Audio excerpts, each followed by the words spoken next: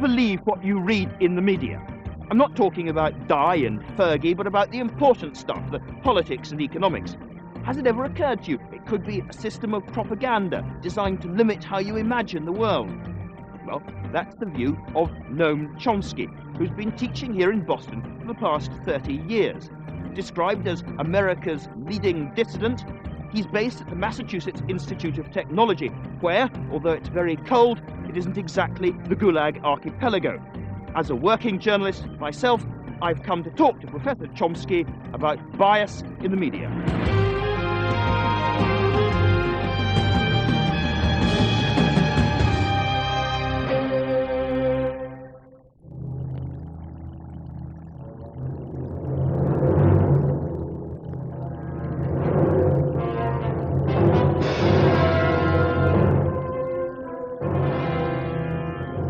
Orwell's nightmare, a place where propaganda rules, where thought is controlled. Comrades, attention! Here is a special bulletin from the Ministry of Peace. It's now a familiar, if chilling, Cold War fable. Most of us would say it's old hat. But is it? The thought police are joining you.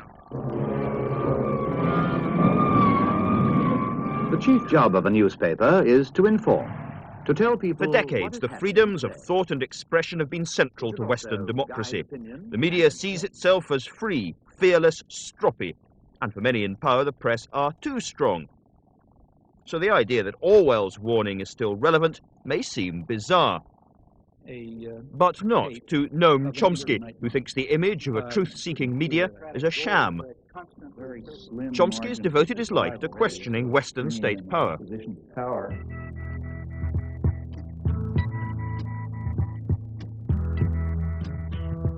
Having virtually invented modern linguistics by the age of 30, Chomsky joined the gathering swell of protest in the 60s.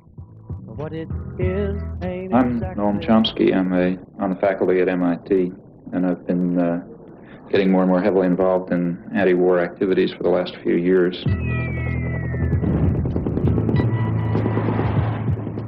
Since then, Chomsky has championed a brand of anarchism, becoming deeply hostile to established power and privilege. And in recent years, he's refined what he calls the propaganda model of the media. Well, on a brighter note, commercial break. The government, he claims that the mass media brainwash under freedom. Not only do the media systematically suppress and distort, when they do present facts, the context obscures their real meaning. Stop about every 1,000 miles ain't asking too much, is it? You might wish to stay on and listen. The invasion of East Timor by the Indonesian army caused indescribable slaughter. Hundreds of thousands died.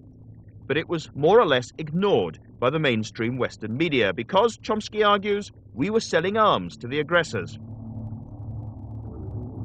But wars where the West's interests are directly involved get a different treatment.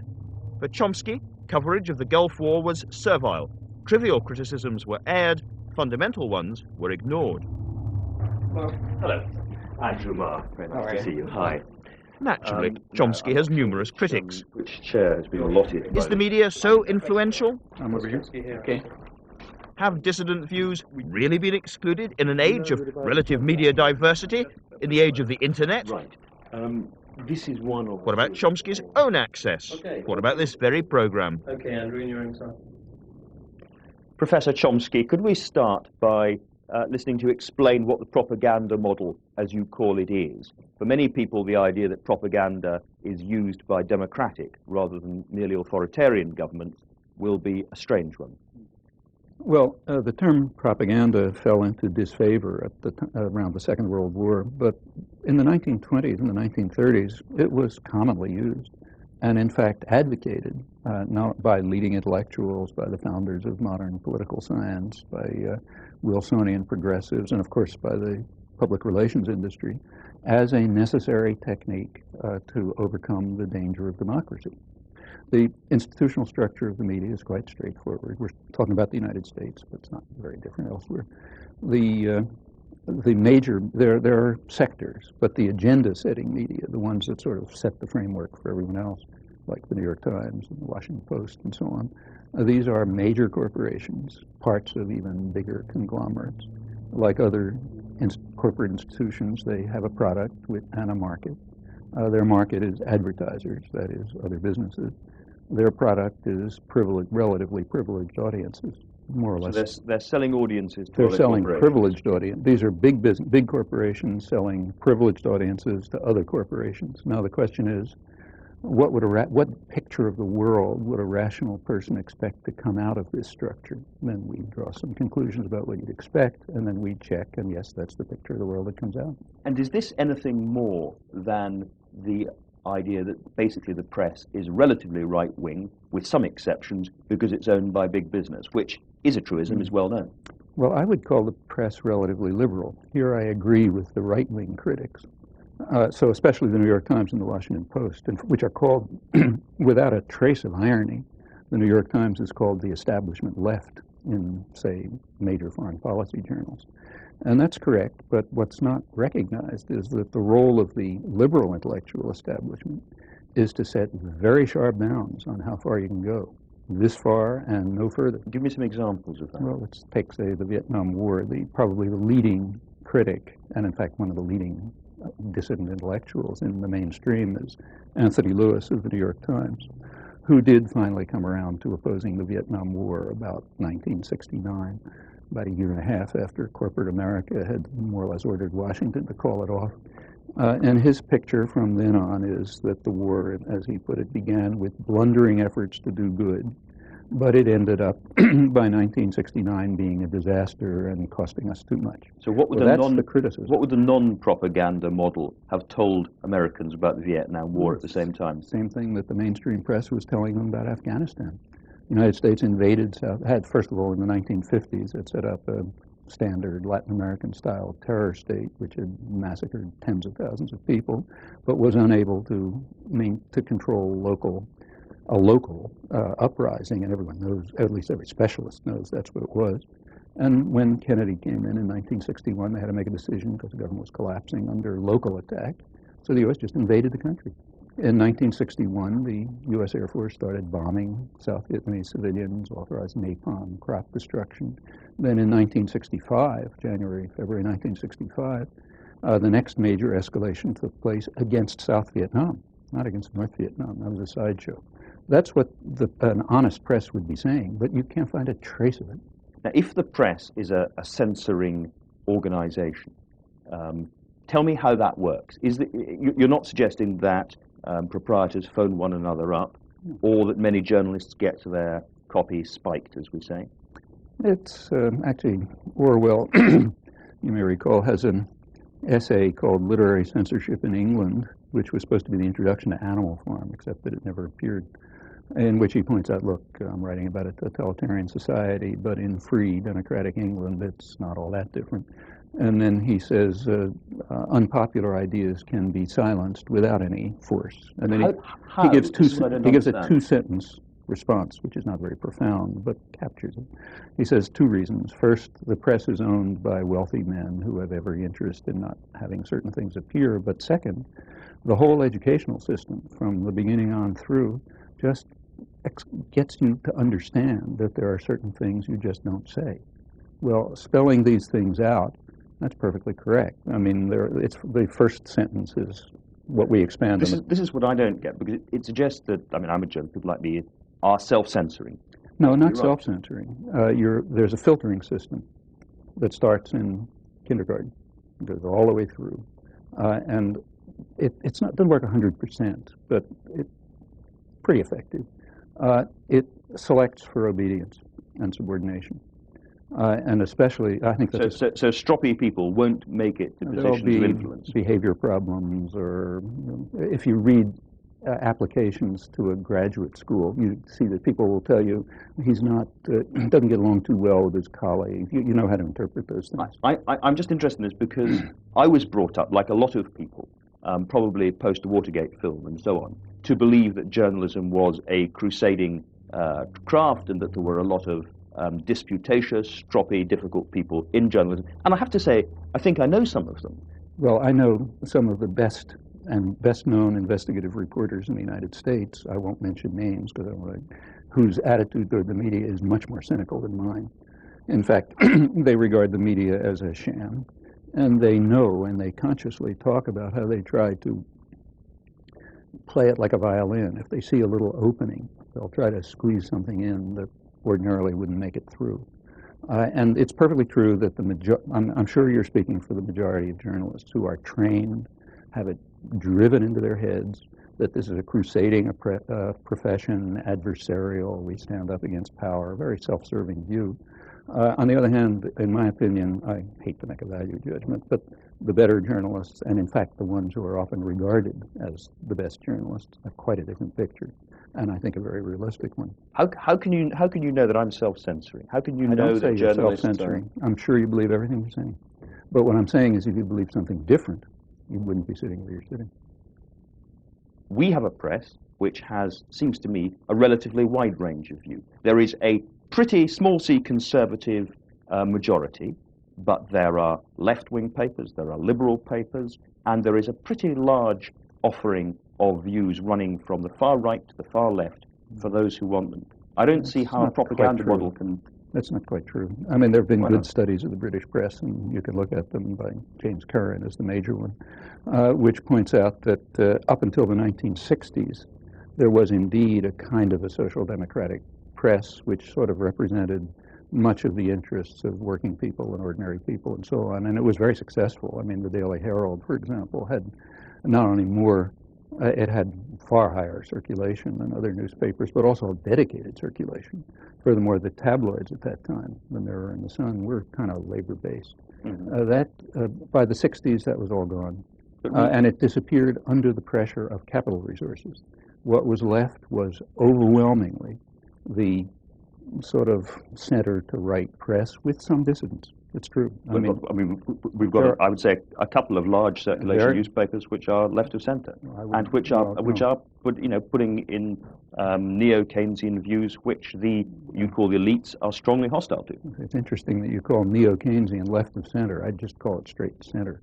I mean, left of center is a value term, doesn't mean anything. Sure, you can. But there are extremely good journalists in England. A number of them, they write very honestly and very good material. A lot of what they write couldn't appear here. On the other hand, if you look at the question overall, I don't think you're going to find a big difference. And the few, there aren't many studies of the British press, but the few that there are have found pretty much the same results, and I think the better journalists will tell you that. In fact, what you have to do is check it out in cases. So let's take, say, what I just mentioned, the Vietnam War. The British press did not have the kind of stake in the Vietnam War that the American press did, because they weren't fighting. Just check sometime and find out how many times you can find the American war in Vietnam described as a U.S. attack against South Vietnam, beginning clearly with outright aggression in 1961 and escalating to massive aggression in 65. If you can find 0.001% of the coverage saying that, you'll surprise me. And in a free press, 100% of it would have been saying that. Now, that's just a matter of fact. It has nothing to do with left and right. Let me come up to a more modern war, which was the Gulf War, which, again, looking at the press in Britain and watching television, including some American television, I was very, very well aware of the anti-Gulf War dissidents, the no blood for oil campaigns. And that's not the anti-Gulf. That's not the dissidents. No blood for oil isn't the dissidents? Saddam Hussein's attack on Kuwait took place on August 2nd. Within a few days, the great fear in Washington was that Saddam Hussein was going to withdraw and leave a puppet government, which would be pretty much what the U.S. had just done in Panama. The U.S. and Britain, therefore, moved very quickly to try to undercut the danger of withdrawal. By late August, negotiation offers were coming from Iraq, calling for a negotiated Iraqi withdrawal. The press wouldn't publish them here. It never published them in England. It did leak, however. There was a great debate about whether there should have been a negotiated settlement. No, there was not a debate. There was a debate about whether you should continue with sanctions, which is a different question. Because the fact of the matter is we have good evidence that by mid or late August, the sanctions had already worked. Because these stories were coming from high American officials in the State Department, former American officials like Richard Helm. They couldn't get the mainstream press to cover them, but they did manage to get one journal to cover them, Newsday. That's a suburban journal in Long Island. The purpose, obviously, being to smoke out the New York Times, because it's the only thing that matters. It came out in Newsday, and this continued, I won't go through the details, but this continued until January 2nd. At that time, the offers that were coming were apparently so meaningful to the State Department that State Department officials were saying that, look, this is negotiable, meaningful, maybe we don't accept everything, but it's certainly a basis for negotiated withdrawal. The press would not cover it. Newsday did, a few other people did. I have a couple of op-eds on it, and to my knowledge, you can check this, the first reference to any of this in England is actually in an article I wrote in The Guardian, which was in early January. You can check and see if there's an earlier reference. Okay, let's look at one of the other key examples, which you've looked at too, which would appear to go against your idea, which is the Watergate. Watergate is a perfect example. We've discussed it at length in our book, in fact, and elsewhere. It's a perfect example of the way the press was subordinated to power. But this, this brought down the president. Let me give you just a minute. Let's take a look. What happened there, here it's kind of interesting because you can't do experiments in history, but here history was kind enough to set one up for us. The Watergate exposures happened to take place at exactly the same time as another set of exposures, namely the exposures of COINTELPRO. Oh, sorry, you have to explain that. It's interesting that I have to explain it because it's vastly more significant than Watergate. That already makes my point. COINTELPRO was a program of subversion carried out not by a couple of petty crooks, but by the National Political Police, the FBI, under 4 administrations. It began in the late Eisenhower administration, ran up till... This is aimed at the Socialist Workers' Party of America. The Socialist Workers' Party was one tiny fragment of it. It began, by the time it got through, I won't run through the whole story, it was aimed at the entire New Left, at the women's movement, at the whole black movement. It was extremely broad. Its actions went as far as political assassination. Now, what's the difference between the two? Very clear. In Watergate, Richard Nixon went after half of U.S. private power, namely the Democratic Party, and power can defend itself. So therefore, that's a scandal. He didn't do anything. Nothing happened. Look, I was on Nixon's enemies list. I didn't even know. Nothing ever happened. But nonetheless, you wouldn't say it was an insignificant event. No, it was a case where half of U.S. power defended itself against a person who had obviously stepped out of line. That's so, and the fact that the press thought that was important shows that they think powerful people ought to be able to defend themselves. Now, whether there was a question of principle involved happens to be easily checked in this case. One tiny part of the COINTELPRO program was itself far more significant in terms of principle than all of Watergate. And if you look at the whole program, I mean, it's not even a discussion. But you have to ask me what COINTELPRO is. You know what Watergate is. There couldn't be a more dramatic example of the subordination of the educated opinion to power here in England as well as in the United States. I know you've concentrated on foreign affairs and some of these key areas, things we've been talking a lot about domestic policy. But, well, I'd like to come on to that because it still seems to me that on a range of pretty important issues for the establishment, there is serious dissent. That's right. Gingrich and his neo-conservative agenda in America has been pretty savagely lampooned. The apparently fixed succession for the Republican candidacy at the presidential election has come apart. Clinton, who is a powerful figure, is having great difficulty with Whitewater. Everywhere one looks, one sees disjunctures, openings. Within a spectrum so narrow that you really have to look hard to find it. Well, can I just stop you there? Because you say the spectrum is narrow, but on the one hand, we've got flat tax Republicans right the way through to relatively big state Democrats. Find one. Find a big state Democrat.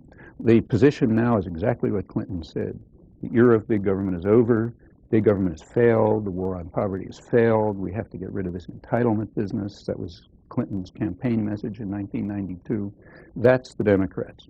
What you have now is a difference between sort of moderate Republicans and extreme Republicans.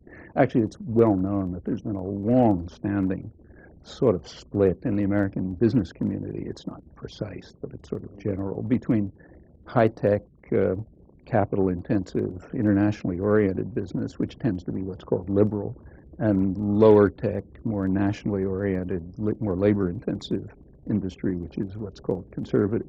Now, between those sectors, there have been differences. And in fact, if you take a look at American politics, it oscillates pretty much between those limits. There's good work on this, incidentally. The person who's done the most extensive work is Thomas Ferguson, who's a political scientist. One more example, which will have some resonance in Britain and Europe, is the great argument over the North American Free Trade Association, the NAFTA argument, where That's an interesting one. If there is something which one could describe as a global opposition movement, that is trade union, environmental, community-based, then it was certainly present in the anti-NAFTA. Shall I tell you what happened? Shall I tell you what happened? All I was going to say is that those arguments were we were well aware of those arguments. That is flatly false. They were not permitted into the press, and I've documented this. I'll give you references if you like. We read all about it in Britain, is all I would say. I did not. For example, let me ask you, did you read the report of the Office of Technology Association of Congress? Well, did you read the report of the Labor Advisory Committee? Well, I don't get these reports, but I read many articles about the anti-NAFTA argument. I'll tell you what. Some very vivid stuff. Well, if you're interested in the facts, I'll tell you what they are, and I'll even give you sources. The NAFTA agreement was signed more or less in secret by the three presidents in mid-August at the time of right in the middle of the presidential campaign in mid-August. Now, there's a law in the United States, 1974 Trade Act, which requires that any trade-related issue be submitted to the Labor Advisory Committee, which is union-based, for assessment and analysis. It was never submitted to them. A day before they were supposed to give their final report in mid-September, it was finally submitted to them. They were the unions are pretty right-wing, but they were infuriated. They had never been shown this. They had even at the time that they had to write the report, they were given 24 hours to write the report. They didn't have time to look at the text. Nevertheless, they wrote a very vigorous analysis of it with alternatives presented, saying, look, we're not against NAFTA, we're against this version of it. They gave a good analysis. Happened to be very similar to one that had been given by the Congressional Research Service, the Office of Technology Assessment. None of this ever entered the press. The only thing that entered the press was the kind of critique that they were willing to deal with. Mexico bashing, right-wing nationalists, and so on. That entered the press, but not the critical analysis of the labor movement. Well, now, somehow by process of osmosis or something, I picked up quite a lot of anti-NAFTA arguments on the basis of worker protection, environmental degradation. May I continue? This goes on in the press right until the end.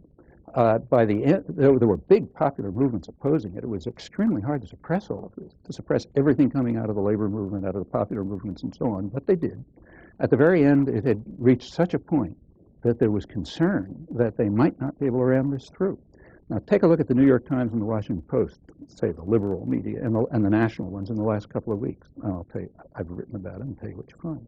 What you find is 100% support for NAFTA, refusal to allow any of the popular arguments out, tremendous labor bashing. Can I come back to make sure that I understand the point about the liberal press as against the conservative press? Because in Britain, over the last 2 years, politicians I come across are deeply irritated, ranging on furious, about attacks on them in the press, day after day, on issues which have come to be known as sleaze. They feel that they are harassed, that they are misunderstood, and that the press has got above itself, is uppity, and is destructive. That's the message that they are giving to us. Now, are you saying that that whole process doesn't matter, as it were, because it's all part of the same? I mean, when the press, the same thing is true here. When the press focuses on the sex lives of politicians, reach for your pocket and see who's pulling out your wallet. I mean, because those are not the issues that matter to people. I mean, they're very marginal interests. The issues that matter to people are somewhere else. So as soon as you hear, the press and presidential candidates and so on talking about values, as I say, put your hand on your wallet. And you know that something else is happening. But it's been much more than, certainly with us, it's been much more than bed hopping. It's also been about taking money. Corruption, it's been about the corporations paying for corruption. Corrupt judges, fine topic. Corrupt parties. Corrupt party. Big business is not in favor of corruption. And if the press focuses on corruption, Fortune magazine will be quite happy. They don't care about that. They don't want the society to be corrupt. They want it to be run in their interest. That's a different thing. Corruption interferes with that. So, for example, when I just happened to come back from India, the Bank of India released an estimate. Economists there tell me it's low, that a third of the economy is black. meaning mostly rich businessmen not paying their taxes. Well, that makes the press, because in fact, certainly transnationals don't like it. They want the system to be run without corruption, robbery, bribes, and so on, just pouring money into their pockets. So yes, that's a fine topic for the press. On the other hand, the topics I've talked about are not fine topics, because they're much too significant. What would a press be like, do you think, without the propaganda model? What would we be reading in the papers that we don't read about now? I've just given a dozen examples. On every example that, incidentally, you've picked, I haven't picked. I mean, I could pick my own, but I'm happy to let you pick them. On every one of those examples, I think you can demonstrate that there's been a severe distortion of what the facts of the matter are. This has nothing to do with left and right, as I've been stressing, and it has left the population pretty confused and marginalized. A free press would just tell you the truth. This has nothing to do with left and right. And given the power of big business, the power of the press, what can people do about this? They can do exactly what people do in the Haitian slums and hills, organize. In Haiti, which is the the poorest country in the hemisphere, they created a very vibrant, lively civil society in the slums and the hills in conditions that most of us can't even imagine. We can do the same much more easily. You've got community activists in America. Yes, you've got I'm not talking about the so-called communitarian movement, but I'm talking about the local community activists and writers all over the place. All over the place. Take, say, a city like Boston. And the way all sorts of people, they don't even know of each other's existence. There's a very large number of them. One of the things I do constantly is run around the country giving talks.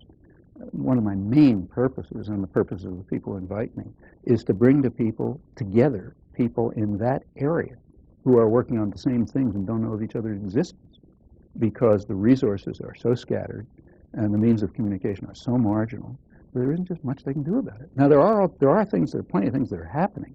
So take, say, community-based radio, which is sort of outside the system. I was going to ask you about that and about the Internet, which has certainly got pretty open access at the moment. Well, the Internet is like most technology, is a very double-edged sword. It has, like any technology, including printing, it has a liberatory potential, but it also has a repressive potential. And there's a battle going on about which way it's going to go, as there was for radio and television and so on. About ownership and advertising. Right, and about just what's going to be in it and who's going to have access to it. Remember, incidentally, that the Internet is an elite operation. Most of the population of the world has never even made a phone call, so that's certainly not on the Internet. Nevertheless, it does have democratizing potential, and there's a struggle going on right now as to whether that's going to be realized or whether it will turn into something like a home marketing service and a way of marginalizing people even further. That discussion went on in the 1920s over radio, and it's interesting how it turned out. It went on over television, it's now going on over the Internet. And that's a matter of popular struggle. Look, we don't live the way we did 200 years ago or even 30 years ago. There's been a lot of progress. It hasn't been gifts from above. It's been the result of people getting together and refusing to accept the dictates of authoritarian institutions. And there's no reason to think that that's over. You've been portrayed, and some would say occasionally portrayed yourself as a lonely dissident voice. You clearly don't feel lonely at all. I say nothing like that. I certainly do not portray myself that way. I can't begin to accept a fraction of the invitations from around the country. I'm scheduled 2 years in advance. And at that, I'm only selecting a fraction of them. And you're speaking to big huge audiences. And these are not elite intellectuals either. These are mostly popular audiences. I probably spend 20 or 30 hours a week just answering letters from people all over the country and the world. I wish I felt a little more lonely. I don't. Of course, I'm not on NPR. I wouldn't be in the mainstream media, but I wouldn't expect that. Why should they offer space to somebody who's trying to undermine their power and to expose what they do? But that's not loneliness. Professor Chomsky, thank you very much.